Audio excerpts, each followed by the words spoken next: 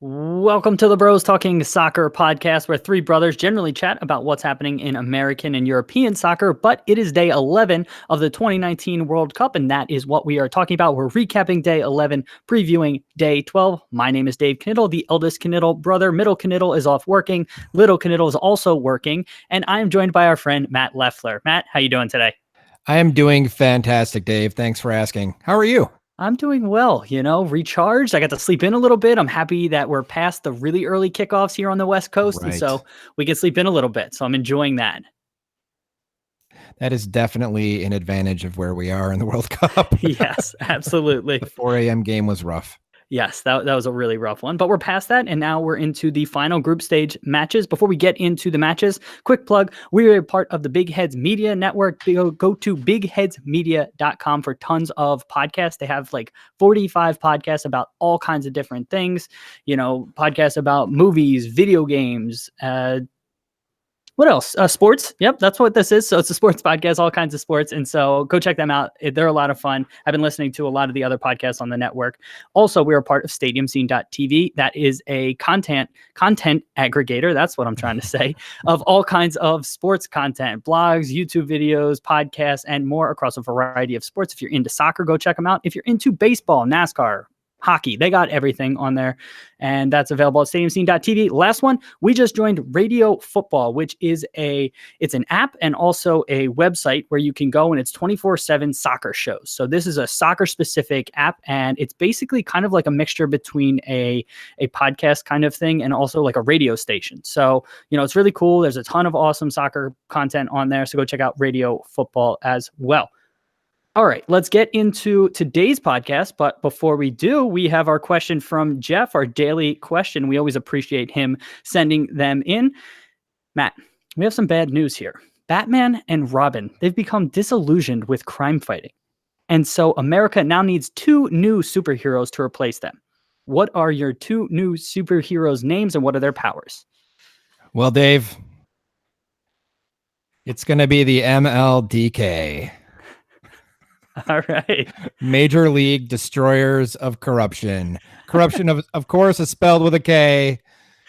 One's going to be called Major League. The other one's going to be called Destroyer. And corruption is just there for good measure. Why? Because they can with a K. How are they going to fight corruption, crime, and evildoers worldwide, you ask? They're going to use their amazing, mind-blowing powers of podcast. Oh, I love it. I love it. Anything else that is, do we have costumes? Have you thought that far? I have not thought that far on mine. Well, I know they're going to come prepared with some mics. All right. There you go. Yes. All right, cool. I have stuck on the sports theme. This is a sports podcast. And for mine, I'm going to have Z and the Babe. And so Z is going to be modeled after Zlatan Ibrahimovic. He's very into karate. He's big. And then he's got mini soccer balls that he uses to kick them at, criminals and all of that. And the Babe is after a baseball player. So he's got a bat, he carries around baseballs. And so he can whack them at criminals and all of that. So those are my two crime-fighting superheroes that are joining America and saving us from tyranny and corruption. All right. So, Matt, anything else you want to add? I think the power of podcasting is more powerful, though. All right. Yes. The spoken word, the most powerful thing in the world. All right. Jeff, we always appreciate those. So thank you. Please keep them coming. Let's talk about today's matches now. So we had first up South Africa taking on Germany. And the way we handled this, just for everybody's reference, is Matt watched one game, I watched another. And so more or less, each of us is going to take the reins on one of the four matches today, or I guess two of the four matches, and just kind of roll with it. So Matt, I guess over to you to recap South Africa versus Germany. So I forgot to note initially, let's start off with something that I forgot. I only wrote down how South Africa was defending in a 5-4-1, which they've been doing all tournament long. Do you know how Germany is lined up? I think they were in a 4-3-3. I checked the app. Yeah. That's what I thought as well. All right. So basically this was just Germany just going at South Africa really, really, really hard. South Africa kind of looked like they were not prepared for a game like this. Germany looked like they were finally up for a match in this World Cup. It was fantastic to see if you're a Germany fan. It was probably a little terrifying to see if you're anyone else. They definitely look like a top 3 or top 4 team in the world. Any thoughts? That doesn't surprise me. I mean, like we've talked about in the past, it's good to grow into tournaments. And so a team as talented as Germany, I would expect to be getting better as the tournament wears on. And so I think that's actually happening here. So that doesn't shock me to hear. Okay, so let's get started. In the 3rd minute, there was a bad foul against South Africa. Number 20 on Germany, Magul takes it to the near post. Oh, wait. Actually, I forgot to say who the foul was on and who was fouled. Oh, well. I think I just missed it and couldn't see it in the replays. Anyway, number 20 takes the free kick in the near post, and then Durbitz volleys it right to the right. Wow, man, I have to learn how to take better notes. Holy cow. I think that they're organized, and then I'm like, whoa. Anyway, so Durbitz volleys it right to the South African keeper. As has been a theme in this World Cup, really poor marking in the box on set pieces from South Africa. You have anything? No, I mean, we've seen that from quite a few teams. So, yeah. I think South Africa has been the worst, actually, that I've seen. They've been pretty tragic in the box. Not to be someone who's down, but Thailand's been pretty poor. Oh, yeah, they are. Yes. Yeah. I forgot about them. Yeah. Okay, so another thing that I noticed today is that South Africa kind of seemed pretty dedicated to trying to play out of pressure or play out of the back. Germany was pressing. Germany's better. This did not seem like the best way to go to me for South Africa. So in the 5th minute, the keeper blasts the ball to a midfielder on South Africa. I mean, it was cannoned to the midfielder. The midfielder then takes a very bad touch. The ball sprays backward, and then Germany is immediately almost on the ball and then thus creating a scoring opportunity. The South African defender was then able to make a tackle and then force the ball out. But that was just, I mean, they kept trying to play that way for like the first 15 or 20 minutes. So that doesn't surprise me because they did that in their last game, and similar South Africa and Jamaica is the other one that I noted where they're trying to play out of the back. They're trying to play, a technical style, and they just don't have the skills of other teams right now. But it is somewhat encouraging to see them sticking to those principles and trying to do it. It may not get them wins right now, but who knows? Maybe it benefits them. Maybe they're playing the long game here. But I'm in agreement with you there. That is something that I've noticed in previous South African matches, and I'm not surprised that they tried to do it here. But Germany is the most talented team that they've played so far, so it is a bit surprising. By far. That's actually a really good point, though. So maybe they were looking, I mean, I'm sure they weren't looking at it as a team like, hey, we're going to do this for future generations. But everything keeps pointing to that football in South Africa, or soccer. I wonder if they probably call it soccer there.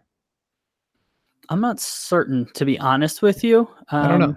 Because I know in Australia it's called, in New Zealand it's called soccer because they've got Aussie rules football and so on and so forth. So all right, I'll look that up while you continue here. Okay.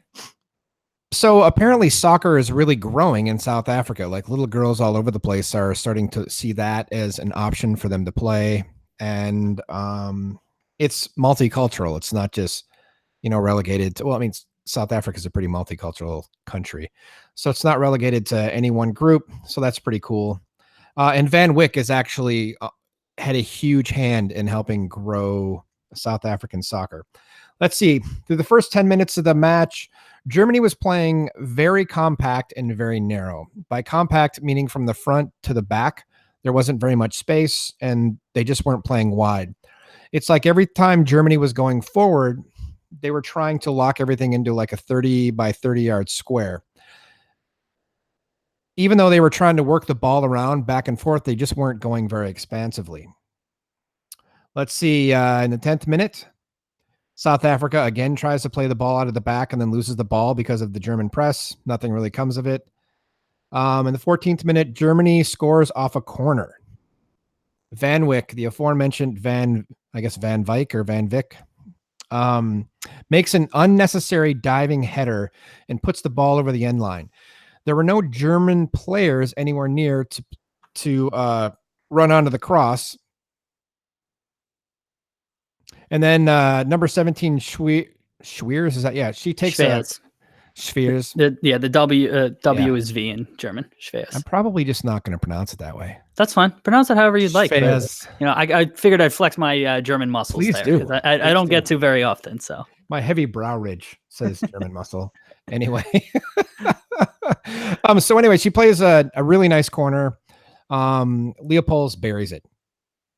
So that was kind of unfortunate that basically on that cross that Van Wyk, what are we going to go with here? Vic, thanks. Yeah. Van Wyk unnecessarily plays that ball, but it was cool. Yeah, I saw the replay of this. She's wide open, 6 yards out. Doesn't even need to leap. Like you were touching on before. Not the greatest marking from South Africa. No, not at all. So anything else on that? No, that was all I noted from that one. Okay. So the 16th minute is basically when South Africa has its first spell of any kind of real possession going forward. They do what they've done the whole tournament. They expand. They try to create space. They try to pull defenders and midfielders out of position, and then they rush forward. It ends with number 5. Oh, no, I didn't write down her name. Oh, well. Number 5 taking a shot from about 35 yards out. I wrote down all Heggering on Germany? No, sorry, on South Africa. Okay, so that's Van Wyk. No. Okay, so that wasn't number 5. It must have been number 8. Okay, I kept confusing because where I was sitting number 5. Fulutudilu. Yes, her. Futidulu. Yeah. It was her. Yes, it was her. Okay. All right. Working out the kinks. So in the 17th minute, oh, this is so funny. I just found out that my spell correct changes pop, P-O-P-P, to poop. Nice. Okay. All right, we're going to move on from that. The 17th minute, Pop misses a sitter off a rebound from the South African keeper. De Brits took the initial shot. This was really, really, really unfortunate because it was right in goal. The goal was wide open. Pop was about 7 or 8 yards out from goal, and she takes the ball with the instep of her foot and just skies it. It wasn't even close. It was way over the net. I think I saw that replay, or I glanced down because I was watching the match on a second screen. Okay. So to be fair and to her credit, Pop doesn't do that whole, and all that kind of body language. She just turns around and goes, kind of, you could tell she's sort of sighing and not happy with herself. But it seems like she doesn't let it affect her. Good. That's good to have from a striker. That's what you want them to do. It's all about the next chance. You don't want them to dwell. Okay, that's cool. So in the 24th minute, this is the first time that South Africa gets into Germany's box. These names are hard. Number 21, Busisiwe tries to lay off a pass to number 8, Fulutulidu. It's a poor effort, and it's a poor pass. Germany intercepts the ball and goes forward. And basically, it's just like all tournament long. South Africa has some really good ideas, but they just don't have the execution. They're missing the final pass. They're missing the final move. Let's see, in the 25th minute, Germany makes a tactical change. I was so proud of myself for noticing a tactical shift. They started expanding going forward, and then they stayed this way the entire match. And Germany continued to be extremely dangerous off the wing, and it didn't matter which side. And once they expanded, it was even more so because there was more space for their players to get on the ball. Anything from you? No. So is there anything, because this was pretty much a beatdown, and South Africa is going to be out of the tournament. Yes. And Germany's going to be moving forward. Is there anything, I guess, that you took from this that either you think we need to look out for? So the point that you just brought up there, that's something that we can look out for in the future. Is there anything else kind of along those themes? Anything else you notice kind of overarching from the match? I think that if Pop develops some real confidence, which I think she did from this, because she was actually in the right position doing the right stuff a lot, I think she's going to be really difficult.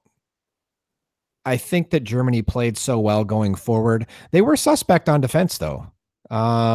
Basically, just like Sweden. Both those teams, which are normally defensive powerhouses, had defensive lapses. So I think they're going to be difficult going forward for teams. I remember Dorsun in the first match, first half of the first match, looked to be a little bit all over the place. Was she at fault for any of it, or was it just collectively some German breakdowns? Anything specific on the defensive side? So there was one chance where Hedgering kind of like makes a meal, which I think I covered that in the second half. No, I didn't do a whole lot of notes in the second half because the second half was just ugly. Yeah. Actually, that's not true. I have more than I thought I did. But yeah, Hedgering makes a kind of a meal out of a long ball from the South African keeper, and then food to anyway that one number 8 Yep. almost runs onto it and scores. So all right. So in the 29th minute, Germany is still in an expanded attack formation, spreading South Africa out very wide, and they are doing their best to man mark. So in the 29th minute, Germany gets their second goal. Number 5 carries it up and passes it to the fullback Schwiers, and who puts in an easy kind of bouncy cross.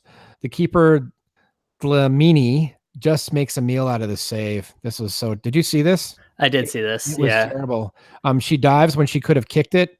It might have even been better if she had let the ball go. De Brits scores off an easy one off a rebound. So Yeah, so this one, the goalkeeper is out. Schweers plays the ball in, it skips, and so the goalkeeper just gets her angles all wrong on this one. yes. And she takes a step in the wrong direction, and then from there she can't really recover. And she attempts to dive and parry it, which was most certainly the wrong move, Yes. especially with the result, because all she does is slow the ball down for De Brits to run onto it with a absolutely perfect through ball into a wide open net. So, yeah, a mistake from the goalkeeper. So again, just circling back, Matt, is there anything else like super important from this match where I think we're going, because we got to get to 3 other matches. I don't want to rush you. No, not really. I was just there was some other stuff where Germany, it was kind of like Pop gets her first goal in the 40th minute. Germany misses quite a few chances, but they look really high quality on all of their chances. Like, for instance, in the next match that I'm going to cover with France, they sort of look nervous when they miss their shots. Germany didn't look nervous. They didn't look like Sweden either, where Sweden just looks like they're not good at scoring. Germany looks like they're good at scoring, but it just kind of wasn't on today. This game could have been an 8-0 beatdown pretty easily.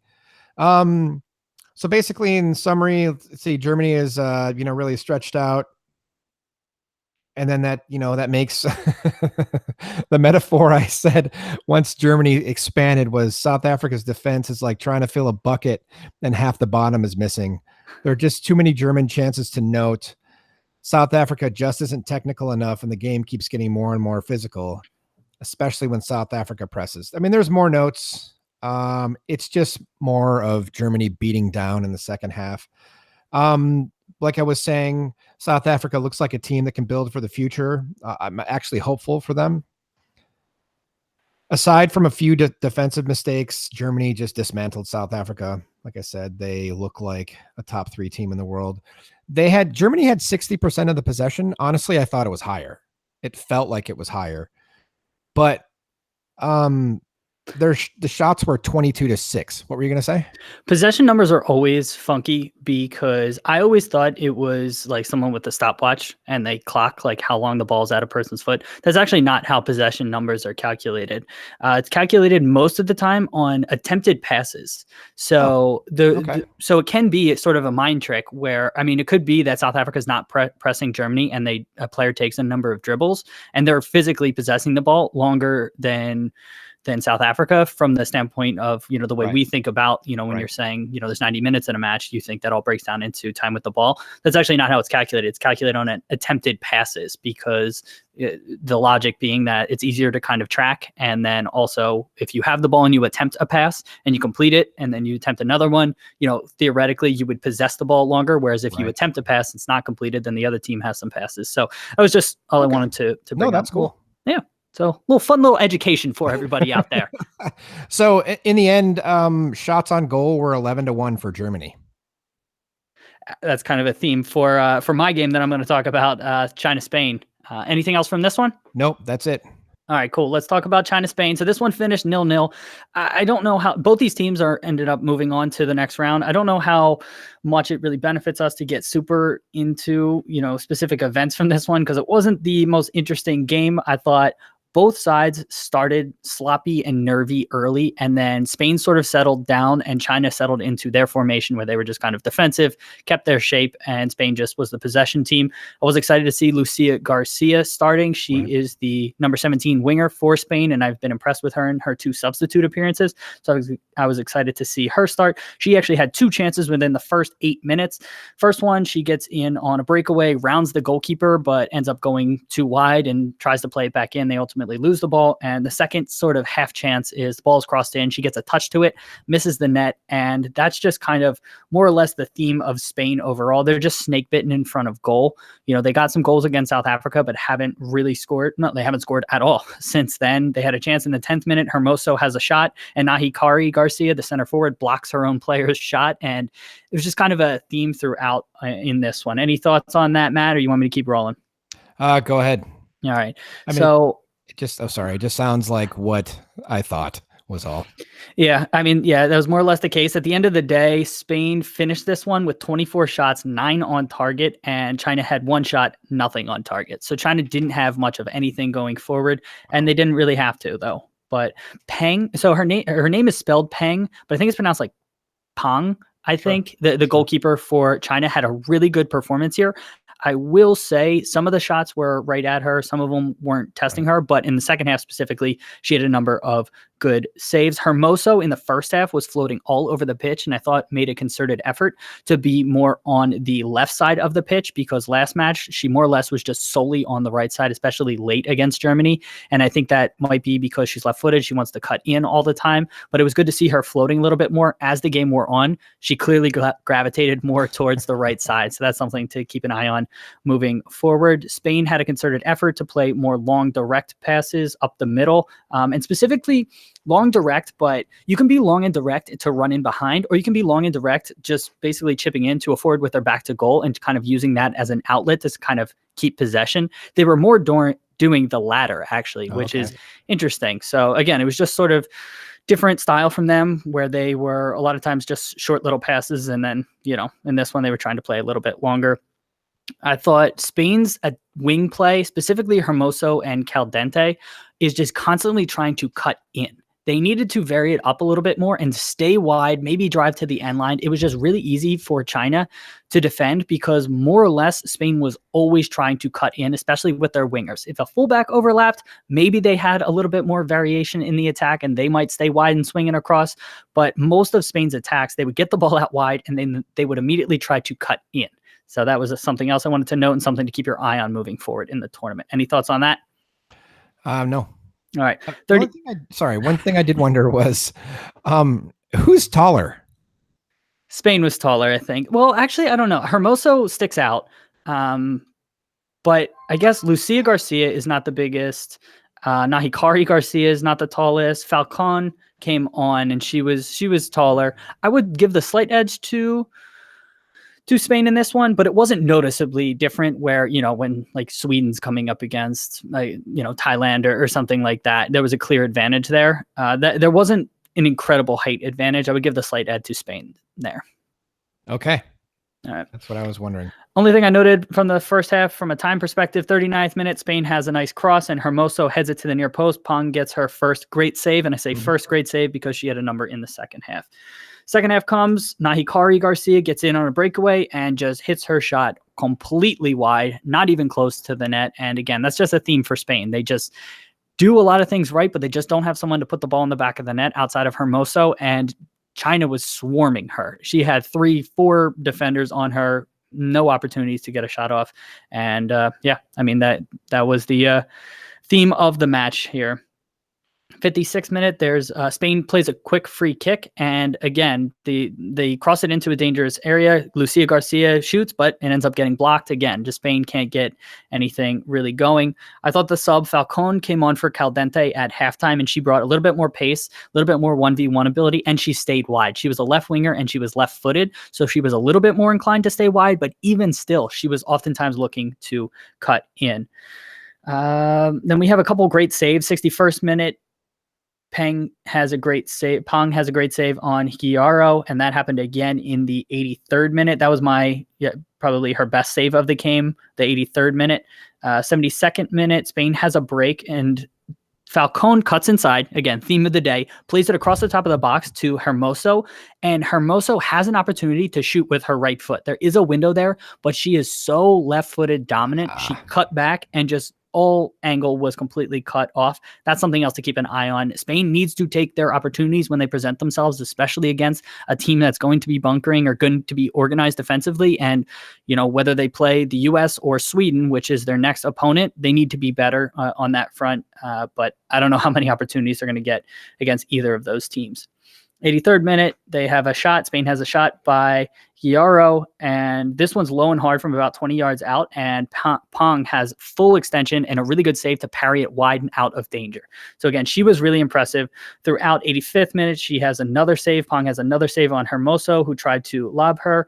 And last thing I noted, Hermoso was driving her corners, and when she was driving them, they were more effective for the Spanish players to attack than when she was floating them in. When they were floating them in, wasn't a ton of chances or opportunities created. When she was hitting them harder and more in a line drive, it had more chances. And again, last thing I noted was shots. 24 for Spain, 9 on target, 1 for China, none on target. So not the greatest game, 0-0, but both these sides move on. So Matt, I guess over to you for our second set of matches here, and you had France-Nigeria in this one. Yep. The old mic was on mute. All right.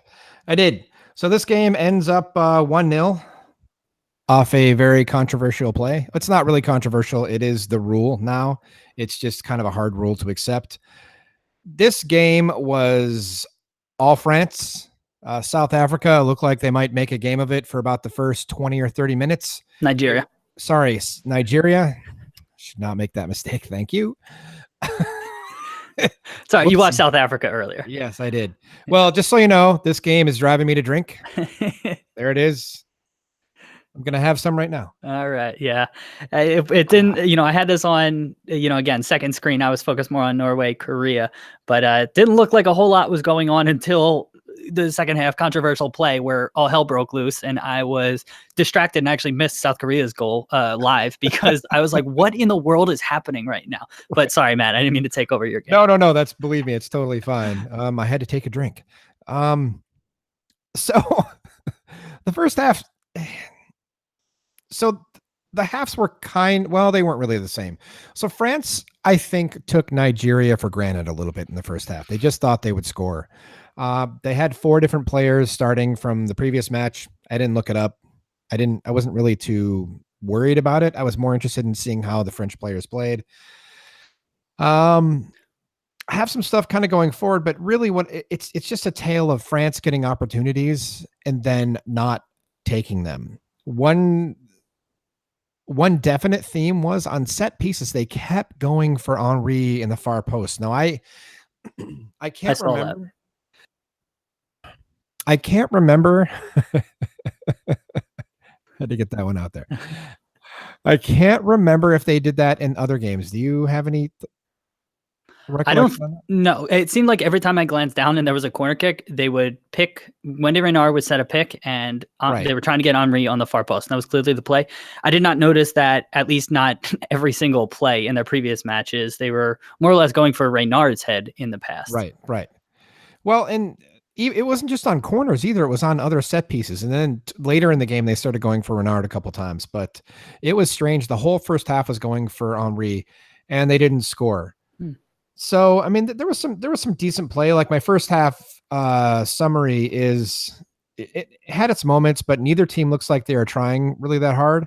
Nigeria keeps going hard on defense. They probably should have at least one more yellow card than I believe the 3 they had, or maybe it was 2 in the first half. France had some dangerous moments, but they didn't have that feeling like they were going to score a good catch, by the way. Thank you. Yes. They were going to inevitably score. And this really sums up the first half. Nigeria had 50% passing accuracy, which is terrible. Compared to France's 83, which is pretty decent. And France also had more than three times the amount of passes that Nigeria had. So it was really, really difficult to watch. Nigeria would try to break. They'd go for the killer ball every time. And guess what? It never worked. But they kept doing it. It's like run, go for a killer ball. But oftentimes they weren't even close. So, I mean, I could kind of go through moments. Tine, sorry, she had another mediocre match. There were a couple spots in here where she had a couple sitters and she blew them. So, I mean, I could go into it. It's not really worth covering the first half. That's basically how it goes. Let's see. So go ahead. Fair enough. No, I was just all right. Did you? I mean, I could go through all the notes, but it's just kind of like plays and. I'm fine with not. Okay, so did you have anything you wanted to add to the first half? No, I think it happened in the second half, but Tine had just an absolute sitter and just played it wide. So I agree with what you said there. But she had other opportunities. She just couldn't finish anything today. I mean, I think the keepers, they said, not the keeper, but one of the commentators said, France right now couldn't hit water if they jumped out of a boat. So I was like, that's kind of an apt metaphor. So the second half, I'll just kind of read the summary for this. It's like Nigeria was able to increase their passing accuracy to an incredible 52%. That bumped that 2% up. The game was ugly. Nigeria didn't have any answers. Once Iberi went off for the second yellow card, which led to the penalty that we're going to talk about really soon, the game completely degraded. Nigeria only had one chance after that, and it was off a set piece, I believe, in the 98th minute, actually. Yeah, there was 8 minutes added on to this game, too, which made it even better. But that's really about it. I mean, there's just a couple things like Casarino she was kind of fun to watch. I wasn't really familiar with her before. I'm not sure why. I was impressed with her in the first match, and then she didn't play in the second match, or maybe she came off the bench, but I was surprised that she didn't play in the second match because she was one of the players that I thought did really well in the first match. Now, it was more the first half of the first match. She faded a bit in the second half. So again, I am not a women's soccer expert, but I just happened to notice her game in the first half against South Korea, and just kept an eye out for her. So that's what I have to add to this conversation. No, that is fantastic. Let's see. There's just more like Casarino. She kept driving up the right. Nigeria was playing in a way where they tried constantly relying on their athleticism. That works for so long, but when you have so much pressure, you get tired. And so France is a fast team. So even though Nigeria is incredibly fast, basically France matches their speed. There we go. So in the 57th minute, there was a graphic that came up, 13-1 shots in favor of France with no shots on goal for either team. Oh man, 13 shots, none on target for France? Yes, none. Okay, so then sometime between the 57th and the 59th minute, France makes a tactical shift. I was, again, really happy that I noticed another one. My daughter congratulates me every time I do one. She's like, yeah, you got to pat yourself on the back. There you go. So basically all it was they just started committing more numbers forward. Nigeria wasn't dangerous because they kept going for those killer passes. There was a lot more space between their back line. Oftentimes they would have as many as 8 players near the Nigerian box. It was usually between 5 and 7. This is the one where you're talking about, like Tine, she blows the chance in the 59th minute where Renard plays a gorgeous long ball outright to Casarino, who then takes a fantastic touch on a full run, takes the ball out of the air, drops it right in front of her, takes one touch, looks to see where Tine is, plays it back because she's deep, closer to the end line, plays it back to Tine, who's about 8 yards out on the right side of the 6-yard box. And Tine just makes a meal out of this. It kind of wasn't even really very close. No. Like, she misses it by a good 4 or 5 feet. wide on the far post, and it was open. So in the 67th minute, France is pretty committed to trying to get the win. They bring on 2 subs, Lesemere on for number 13 Govan, and number 11 Gianni comes on for number 20 Casarino, which kind of surprised me, but then I realized Gianni is one of the absolute fastest women in the women's game. She is a lightning bolt, and it really did numbers on Nigeria. At this point, Nigeria was having a lot of difficulty connecting more than one pass, which was reflected in the passing statistics. France just constantly pushed their defense. It was never ending. It was hard to watch at that point. In the 70, go ahead. Was it anything that Nigeria was doing defensively to cause France to miss, or were they just flat out missing? Like, was Nigeria pressuring the person shooting? Did they have a ton of numbers behind the ball? Anything like that? So they did have numbers behind the ball, but France often found themselves in good positions. Like, they were unmarked. And that's I don't know if it's interesting or just, when it happens once, it could be chance. And it happens repeatedly, it's something maybe Nigeria is doing that I'm just not spotting. And the reason I'm bringing this up is because I was not impressed whatsoever with their performance, specifically defensively against South Korea. And so coming into this match, I thought if they operated in a similar manner, France would tear them apart. And so the stats kind of indicate that, but France wasn't hitting the target. And so I guess at that point, I don't know, maybe I'm either missing something that they're doing defensively, or perhaps it's just luck and both South Korea and France had off days against them. But coming into this, I expected everything to play out the way that it did, except for France didn't score the way that they did. And so that's at that point, like, it's like Burnley breaks all the molds, if you're talking about expected goals defensively for the Premier League. I don't know if it's something weird like that Nigeria is doing. I don't know. So I just wanted to pick your brain on that a little bit. Well, as the game goes on, Nigeria gets more and more frustrated, and then they tackle harder and harder and harder. And it's kind of like a slow buildup, like you're walking up a very slow grade. And then, you do it over the course of 90 minutes, and suddenly, like, you're 700 feet higher than you were. Well, there's a different threshold for the amount of physical play.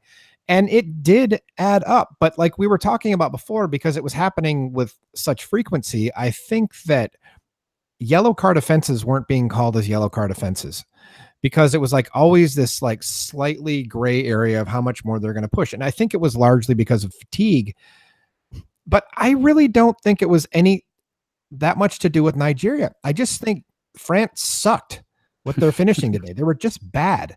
And those days happen. It's weird. You're like, how can we get so many shots and then not put any in with like the quality that they have, Yeah.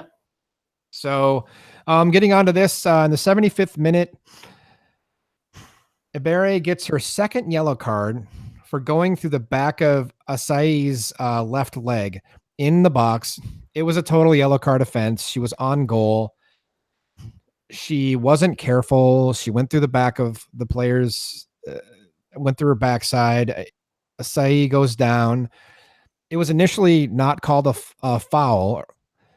The commentator didn't think it was a foul, and then it goes to VAR. VAR corrects it. Penalty for France. It was a clear foul. Oh my God. Yeah. It was very clear. So mostly I'm liking VAR. Okay, so then mostly. Yeah, foreshadowing. So then in the 76th minute, Renard steps up to take the penalty kick. She's looking very stoic. Looks like the specimen for concentration, and I've got this. She takes the kick. It goes left. It hits the outside of the post, and it goes wide over the end line. It looks, for all intents and purposes, like Nigeria has survived this situation, and it's going to be a goal kick. And then we have VAR. They're checking for a keeper violation. So this is the problem that I'm having with this rule change about the 1 foot on the line. Now, it used to be you had to keep 2 feet on the line, but it was never really called.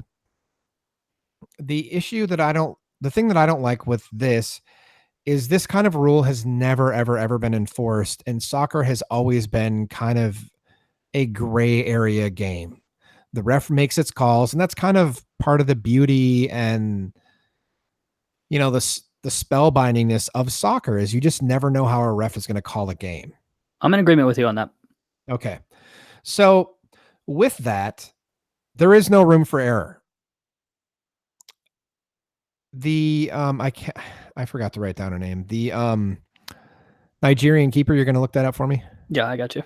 So her name was Ndozi. Oh yeah, Ndozi she's 18 years old. She is literally 2 inches off that line with her left foot. She clearly is trying to keep her left foot on the line. Nope. VAR says that is a yellow card. It's awarded. It's harsh.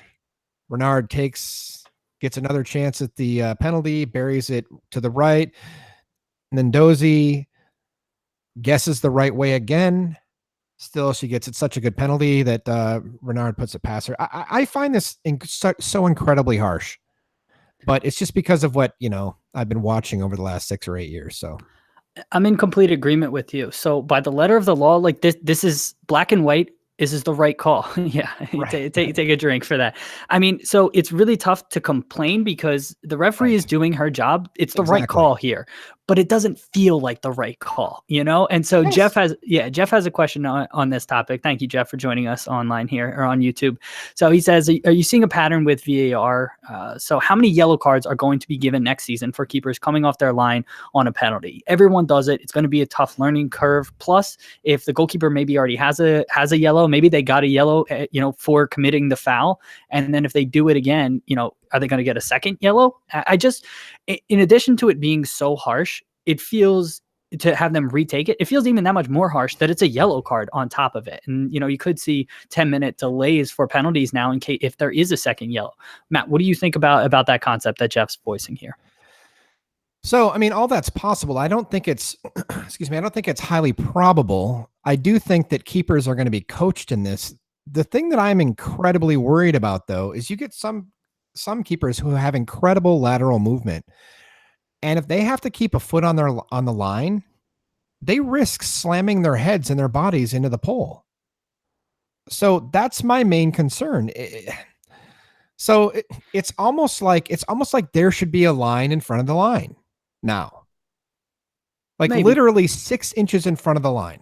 But I guess if you're diving to your side, I mean, you can still dive at a diagonal from a plant off of there, because really the goalkeeper, what they're trying to do when they come out, they're trying to cut down the angle, and so I understand. Yeah, and so I guess I don't know. I don't see there being that much of a risk of injury. Okay. I guess is what I say, but that's just my thoughts. I'm just giving my opinion. But so I think what's going to happen is the keepers are going to be really, really heavily schooled in this, and it's not really going to happen. I bet you though you're going to see 2 or 3 times where keepers slam into their own post. All right, you heard it here first. Hopefully, I'm wrong. Honestly, I don't want to see that. Yeah. So I mean that's really it. After that, the game is just awful. It's just France going forward and going forward and going forward and missing shots. I kind of stopped watching because there was just so much pressure on Nigeria. Nigeria looked terrible. They looked like they were being, like just kind of beaten. It was terrible. They're tired. Their body language, their faces. I just was like, this needs to end. And then they add 8 minutes on to the end of the match. And France somehow does not score again. And Nigeria almost scores, right? You said? Well, they didn't almost score. They just had a set piece late in the game, which could have been, they did send 6 or 7 people up. Nothing happened. Bernard gets the header, clears it, and then the ref blows the whistle right afterwards. So anyway, that's how that goes. All right. Anything else from that game? Hopefully never. No. All right. So France moves on. Nigeria is sitting in third. Reminder, 4 of the 6 third-place teams will move on. So Nigeria hasn't officially been eliminated yet, but they're going to be biting their fingernails because a handful of third-place teams already have, I think, 4 points. So it's going to be, well, it can't be a handful, but some, teams already have 4 points is what I should say. So, yeah, we'll see how all that plays out. Circling back on a conversation we completely forgot about. In South Africa, the majority of people do call the sport soccer. So even though their official federation is the South African Football Association, Gotcha. South Africans mainly call it soccer, according to Wikipedia. So I always like to put in that disclaimer because somebody could have just wrote that. And remember, hold on really quickly. Remember, the word soccer originated in England. Yes, it did. Yes. People forget that. For those who would like more information, thank you for this plug, Matt. I have a YouTube channel called The Soccer Tavern where I make videos about the history, culture, and philosophy of the beautiful game. We have a whole video dedicated to the history of the word soccer. So if you're more interested in learning about that, go check out that video. You know what? I'll put it in the show notes for those who might be curious. Before we talk about the South Korea, Norway, not even close, Dave. South Korea, Norway match. Jeff would like to have a gentleman's bet with you, Matt. He says next season in the Prem, you're going to see a keeper sent off for a second elbow before one injures himself on the post. Okay. So there you go. Second yellow. Yep. That's what it's called. Yep. So he says second yellow for a goalkeeper for coming off their line before a goalkeeper hits their head on the post. So I'll let you guys take that offline, but I just wanted to relay that message to you. That's interesting. I was thinking that the Premier League would probably be one of the leagues that would get the rule right the most often because it has so much money and they're doing things like coaching for set pieces and getting so many specialists in now that I would think that they would have the most advanced training. So, yeah, but you got to think these players have grown. Like we're seeing this again, comparing across sports. We're seeing this like in the NFL where they're trying to change the way players tackle. Yeah.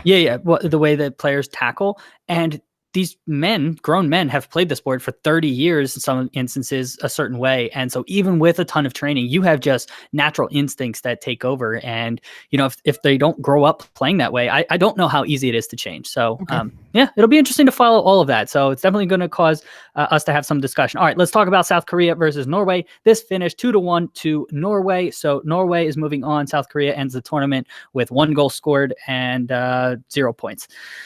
The match wasn't the greatest game. I'm going to be honest. And that's going to be a theme, I think, throughout these final group stage matches. Matt, we talked about this before we went live, but the final group stages in World Cups or major tournaments are often really sort of weird matches because teams kind of know what they need to do. There's a lot of nerves there. They know that maybe they don't need, people hurt. They don't want to get a suspension. So there's this weird vibe a lot of times with latter group stage, final group stage matches at major tournaments. And I think we've seen that almost with all these matches, with the exception of Germany versus South Africa.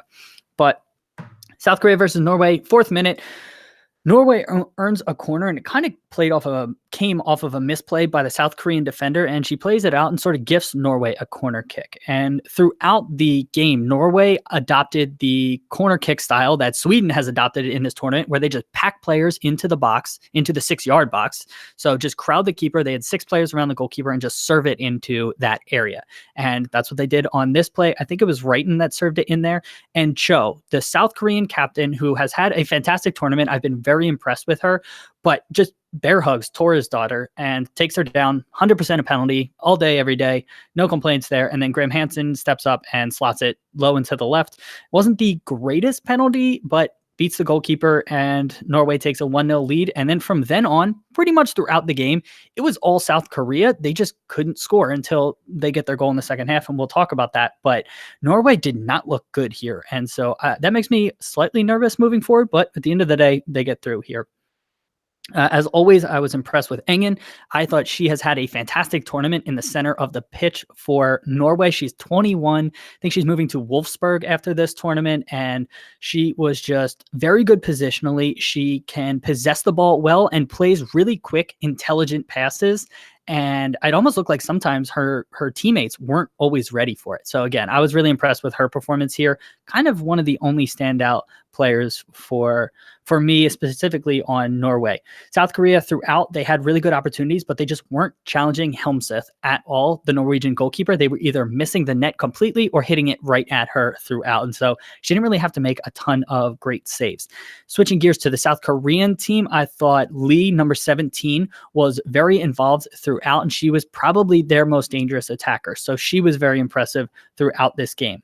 Cho, getting back to her pick, she picked up a yellow in the 4th minute when she had she bear hugged Torres' daughter, and she didn't change her game one bit. So she was still playing very physical. There was one instance in the first half where it could have been a second yellow, but she kind of settled down from then and then just continued to play physical, but played smart. And so, Matt, any thoughts on anything I've said so far? So I've been surprised with Norway and Sweden, and not in a good way. I expected them to be better.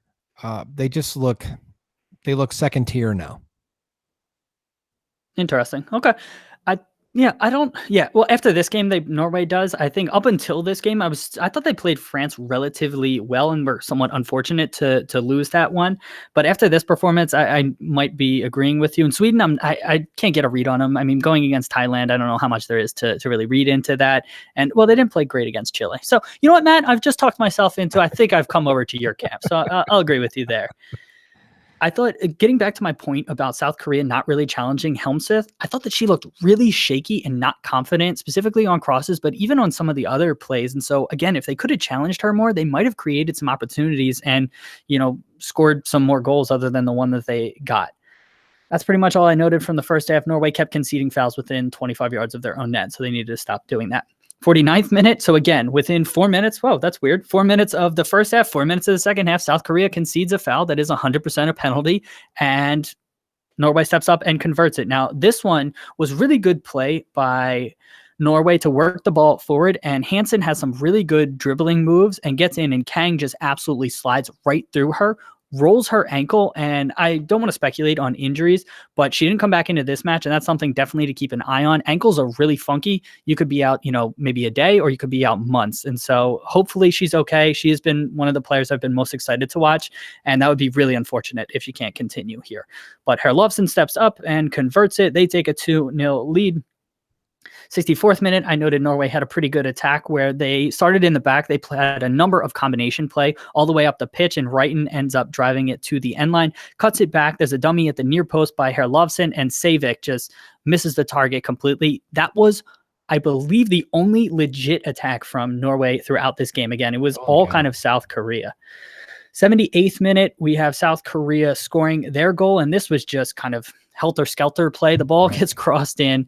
It just ends up keeping alive, and Lee, the South Korean number 17, who I thought was their most involved attacker, just backheels the ball. She's facing her own net. She just backheels it to just put it back into a dangerous area, and it ends up coming off. It goes right to Yo. I think Yo.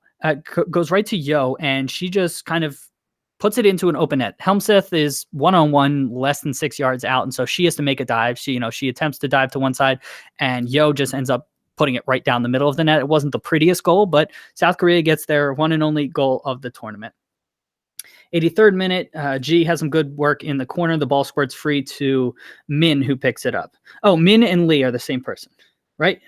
Yes. Yes. So Lee picks it up. So 17, again, a lot of South Korea's best attacks came from her. She fires it kind of from a tight angle. It's a pretty good shot, but it's from a tight angle. Relatively easy save for Helmseth. Late in the match, Norway, the last thing I wanted to note here, I guess there's one more after this, but Norway has the lead. They're 2-1 up, and they have the ball in the corner. It's a corner kick, and they were just killing off the game, right? So everybody kind of knew that. They still sent all of their center backs and defenders forward as if they were going to serve it into the box. I don't know if that was a tactical decision to, just confuse South Korea and pin them back, or if this was just not communication. But I thought that was a really risky play and something they need to tighten up with, because if South Korea takes that, ends up coming the other way, it's idiotic for you to do that. Like, I'm just going to be straight with them.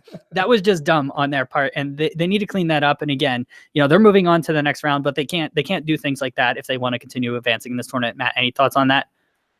No, this just kind of like backs up what I was saying pretty much about Norway and Sweden being second tier. They're no longer part of the top tier teams so that's what I had to say. Got it. And last thing I noted, sorry, I was multitasking. I was I'm sorry, reading. it's riveting stuff on my part. Yeah. So. Okay. All right. I'm going to be honest with you. Didn't really hear a lot, but I'm sure the listeners got a lot out of it. 93rd minute. Last thing from this game, Yao has a header. So again, Lee gets to the end line, plays it across. She was fantastic. Yao has an opportunity about 8 yards out, heads it near post, misses the target completely. That was that for South Korea at this World Cup. So probably my most disappointing team at this World Cup. I expected a lot more from the 14th ranked team, and it was a tough group, but they did not perform well throughout. So I was really disappointed in their performance. So, but congrats to Norway. They're moving on, and I'm not sure exactly who they're facing next round, but I expect big things from them to continue. Matt, any thoughts on this game? No. All right. That sounds, yeah. Cool. Let's get to our of the days here. So first up, Matt, what was your save of the day? My save of the day was when Dlamini makes a brilliant 1v1 save after Van Vick goes down because she gets pushed off the ball. I actually thought it was a foul on Schuler because she extends her arm out to the left and then shoves Van Vick. Anyway, it's not called. The ball goes across. Schuler turns, makes a kind of a, I guess it's a cross. I don't know. She passes it to Debritz. Debritz is one-on-one with these names, Dlamini, and then Dlamini comes out and makes an amazing diving save. So, and it's it. It's either the keeper or the goal. So I thought that was fantastic. That's my save of the day. All right, my save of the day, 83rd minute, the Chinese goalkeeper Pang, Sure.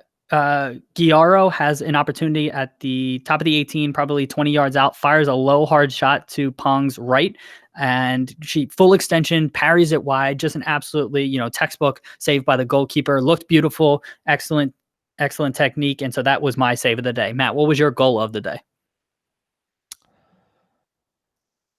Oh, geez. I'm going to say it was actually the France goal because it was so controversial. There was nothing really amazing about this. Actually, it's a really nice taken penalty the second time, but there was so much controversy around it. And, it helps the home nation get another 3 points and then go through on 9. So that's going to be my goal of the day. All right, my goal of the day, didn't have a lot of goals, and 2 of them were penalties, so I'll go with the only goal from open play that I really got to witness, and that was the South Korea goal. That was a good goal. Yeah, it was a good goal. Wasn't beautiful. Yeah, but so that was my goal of the day. 78th minute, whatever. We just recapped it, but Lee does well to keep it alive. That back heel was pretty, and then Yao converts it. Matt, what was your moment of the day? So, for some reason I was thinking we were going to cover a player. I'm going to do a moment of the day was a player. All right.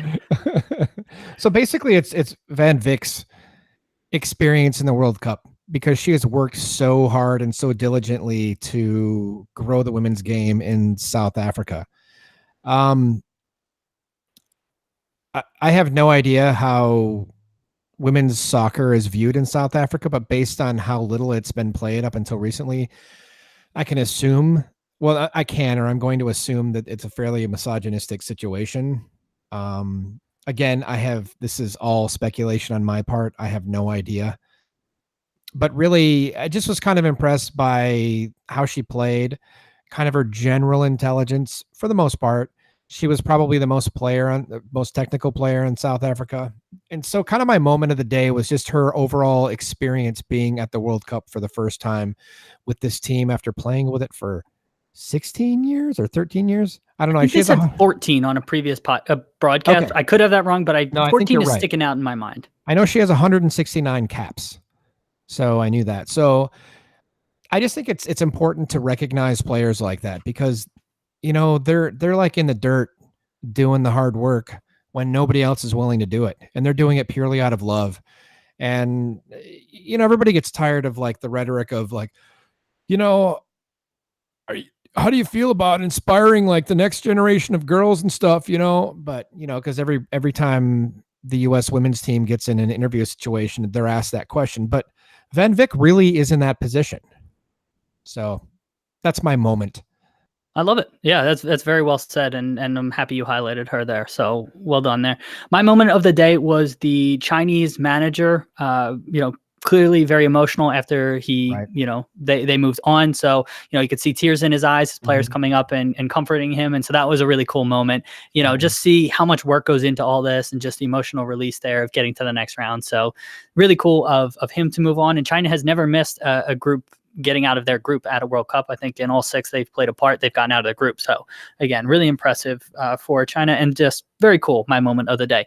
Let's talk about tomorrow's matches. So we have Italy taking on Brazil, and then Jamaica taking on Australia. Both those are happening at 3 p.m. Eastern Standard Time.